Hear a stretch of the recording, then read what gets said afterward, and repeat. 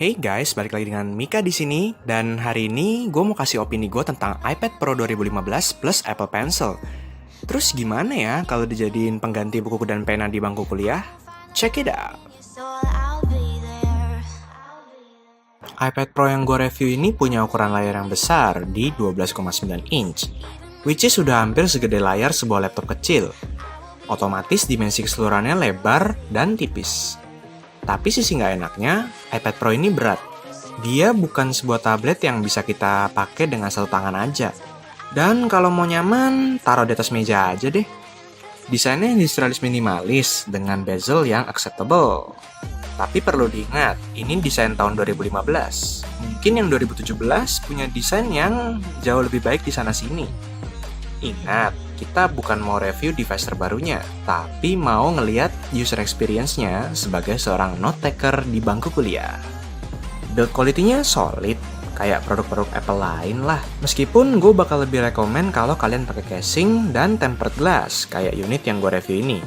Tentunya biar lebih aman dan bisa diberdiriin, yang bakal bantu banget lah. Terus kita tengok Apple Pencil-nya. Singkat aja, sebenarnya gue lebih mikir kalau namanya Apple Pen aja. Soalnya dimensinya lebih mirip pulpen. Beratnya juga lebih berat dari pulpen. Tapi bagus sih, nggak jelek kok. Build quality-nya oke. Desainnya clean, to the point, mantap lah. Kalau bahas layar, iPad Pro 12,9 inch ini punya layar yang keren. Retina display, resolusinya gede di 2048x2732, saturasi warna yang udah bisa diacungin jempol, tingkat kecerahan yang fantastis, dan panelnya IPS. Baca teks, tulis-nulis, lihat gambar, video, dan main game di iPad Pro, rasanya asyik dan rasanya nggak pengen berhenti. Apalagi ada kombinasi sama Apple Pencil.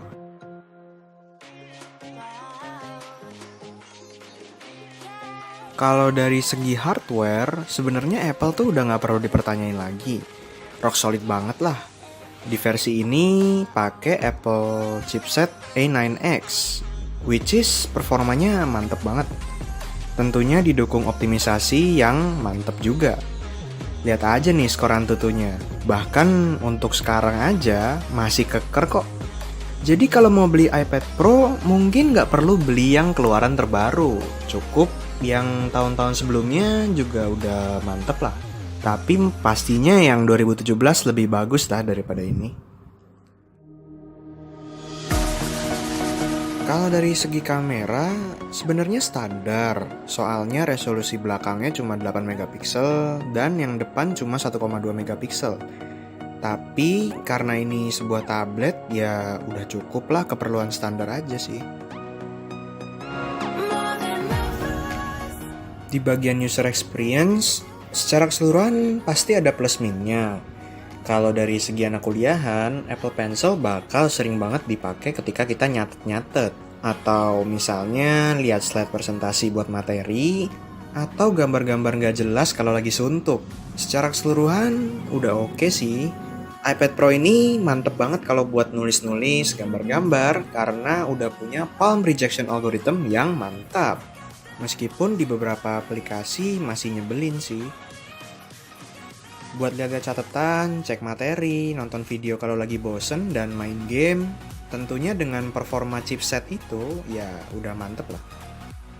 Buat kalian yang pinter gambar atau senang coret-coret, editing foto, sampai kerja worksheet atau sejenis Excel, Apple punya banyak aplikasi yang udah dirancang cukup baik untuk memenuhi kebutuhan kalian. Apple juga terkenal dengan dukungan buku elektronik yang luas banget. Useful kalau kalian suka baca novel-novel luar negeri atau buku-buku cetak kuliah kalian, itu bukunya asalnya dari luar negeri. Tapi perlu diingat, kebanyakan dari itu bayar ya. Tapi selain semua hal itu, ada juga beberapa hal yang patut kalian pertimbangkan sebelum beli iPad Pro ini. Yang pertama, Apple Pencil-nya dulu deh. Dia punya ukuran yang sebenarnya cukup gede dan enak digenggam. Cuman karena agak berat kalau dibanding pulpen biasa, kadang-kadang jadi males buat ngeluarin dan make. Sama halnya dengan iPad Pro-nya. Beratnya kurang lebih sama dengan sebuah laptop kecil. apalagi kalau pakai casing. Rasa-rasanya masih mending bawa laptop, apalagi ada keyboardnya lagi. Jadi bisa lebih cepet dalam ngetik dibanding iPad. Yang kedua, ya udah dibahas tadi sih, keyboardnya tuh nggak bisa kalau diajak ngetik-ngetik cepet. Jadi kita harus benar-benar sabar, soalnya layoutnya luas, maksudnya lebar. Dan itu bikin kita susah untuk menjangkau tiap key. Apalagi pas portrait mode, wah nggak enak banget deh. Terus ada juga proses pairing Apple Pencil yang agak ribet. Apple Pencil harus dicolok dulu ke iPad, baru bisa jalan. Dan ini cukup nyebelin, apalagi kalau kita cepet-cepet mau nulis. Nggak kayak rivalnya yang tinggal keluarin, langsung pakai deh. Terus sang pemilik iPad ini juga berpendapat kalau ngambil gambar pakai iPad Pro ini awkward banget. Karena ukuran yang gede, ya gitu deh, diangkat-angkat, jadi malu kan diliatin orang. Lalu ada juga beberapa aplikasi yang nggak sepenuhnya didukung buat iPad. Contohnya kayak Webtoon ini nih. Tapi ini bakal berkembang seiring waktu sih. Sepertinya itu aja sih untuk user experience. Nah, sekarang kita bisa bahas speakernya.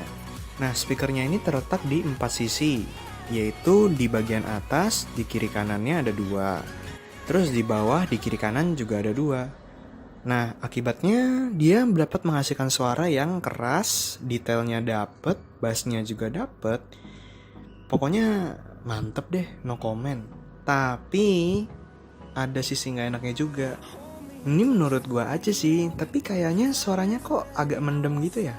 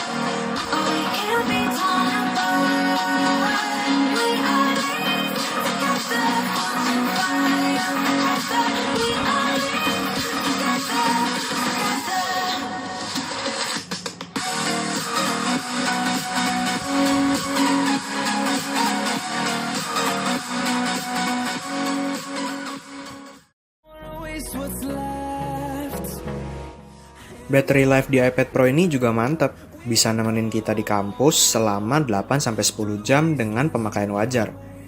Apple Pencil-nya sebenarnya irit, dan kalaupun habis, kita bisa ngecas kok lewat iPad-nya, tinggal colok aja. Durasinya juga nggak usah lama-lama, cukup 5 menit aja. Terus ada juga keluhan di baterainya. Kapasitasnya emang top dan memuaskan untuk nemenin kita sepanjang hari. Tapi dengan kapasitas 10.307 mAh dan gak adanya fast charging, ya bikin kita harus sabar nungguin iPad Pro-nya fully charged.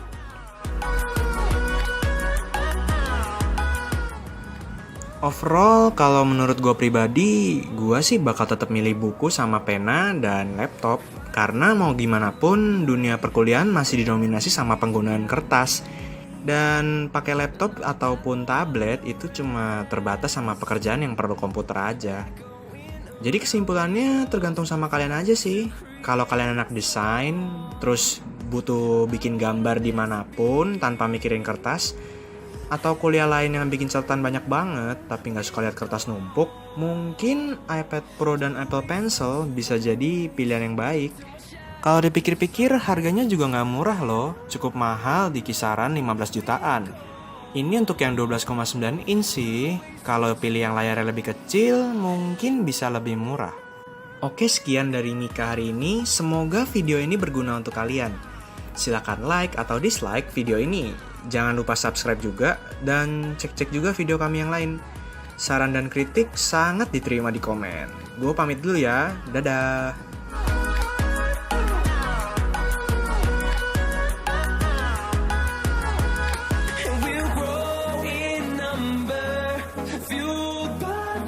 See the horizon. horizon, turn us to thousands.